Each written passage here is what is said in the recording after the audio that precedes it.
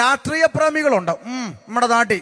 ഒരിക്കൽ കവലെ പ്രസംഗിച്ചപ്പം വന്നിട്ട് പറഞ്ഞു, ഇവിടെ ഉപദേശി, മനുഷ്യൻ മദ്യവും ലഹരിക്കും ഒക്കെ പിള്ളേർ അടിമപ്പെടുന്നെങ്കിൽ അതിനെ നന്നാക്കാൻ ഇവിടെ പോലീസും ഗവൺമെന്റും ഒക്കെ ഉണ്ടല്ല, നിങ്ങളിങ്ങനെ കിടന്ന് തൊണ്ട കീറി കൂവിയുണ്ട് എന്നാന്ന് ഒരുത്തൻ ചോദിക്കുക. എൻ്റെ പൊന്ന് ചങ്ങാതി, മദ്യവും പിന്നെ ലഹരി എന്നൊക്കെ വിടുവിക്കാൻ ഗവൺമെന്റ്.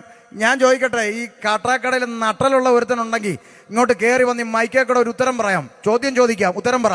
ഈ കൊച്ചു കേരളത്തെ കുടിക്കാൻ കൊടുക്കുന്ന ആരാ? പറ. അതാത് ഗവൺമെന്റ്. കുടിച്ചവനെ വഴി പിടിച്ച് നിർത്തി പിഴ അടപ്പിക്കുന്ന ആരാ? അതും സർക്കാർ. നാടകമേ ഉലകം. കുടിക്കാൻ കൊടുക്കുന്നതും സർക്കാർ, കുടിച്ചവനെ കൊണ്ട് പിഴ അടപ്പിക്കുന്നത് സർക്കാർ. നാടകമേ ഉലകം. മനസ്സിലായോ? എന്നിട്ട് പറയുന്നത് ഗവൺമെന്റ് രക്ഷിക്കുന്നു. ചുമ്മാ ചിരിപ്പിക്കരുത്. ഒരു സാധാരണ കൂലിപ്പണിക്കാരൻ്റെ ഒരു ദിവസത്തെ ജീവിതം എന്താണെന്ന് കാട്ടാക്കടക്കാർ ഇന്ന് വരെ ചിന്തിച്ചിട്ടുണ്ടോ? ഇല്ലെങ്കിൽ ഇതേ കേട്ടോ, 2 മിനിറ്റ് തിരക്കുണ്ടെങ്കിലും കേട്ടോ. ഒരു കൂലിപ്പണിക്കാരൻ രാവിലെ ജോലിക്ക് പോകുന്നു, മേശരിപ്പണി കൊത്തപ്പണി പോകുന്നു, വൈകുന്നേരം വരെ അധ്വാനിക്കുന്നു, വൈകിട്ട് 1200 രൂപ ശമ്പളം മേടിച്ച് പോക്കറ്റിൽ തിരികുന്നു, കയ്യും കാലും മുഖവും കഴുകുന്നു, ഒറ്റ ഓട്ടം എവിടെ? ബിവറേജിലേക്ക്. തലേ തോർത്ത് വിട്ടുകൊണ്ട് മമ്മി നിൽക്കുകയാണ് കുപ്പി എടുക്കാൻ. തൊട്ട് പുറകെ ഹെൽമെറ്റ് വെച്ചോണ്ട് മോൻ നിപ്പുണ്ട്, അത് പുള്ളി അറിയുന്നില്ല. അപ്പൻ തോർത്തിട്ടുകൊണ്ട് മോ ഹെൽമെറ്റ് വെച്ചോണ്ട്, രണ്ടുപേരും ഒറ്റ ക്യൂവില. പുതിയ കാഴ്ചയാ.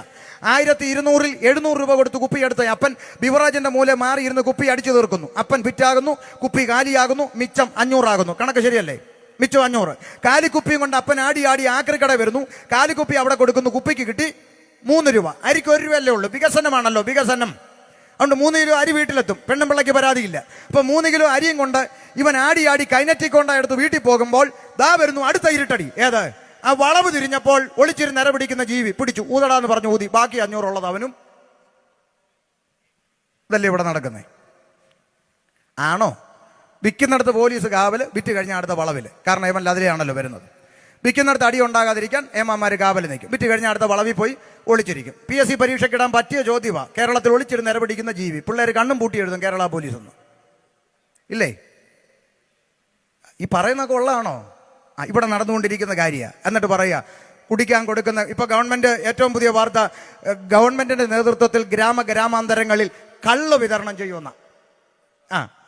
കള്ളെന്ന് പറയരുത്, പോലീസ് പിടിക്കും. പോഷകാഹാരം എന്ന് പറയണമെന്നാ മന്ത്രി പറഞ്ഞു. സോറി, ക്ഷമിക്കണം, തിരുത്തുന്നു. പോഷകാഹാരം.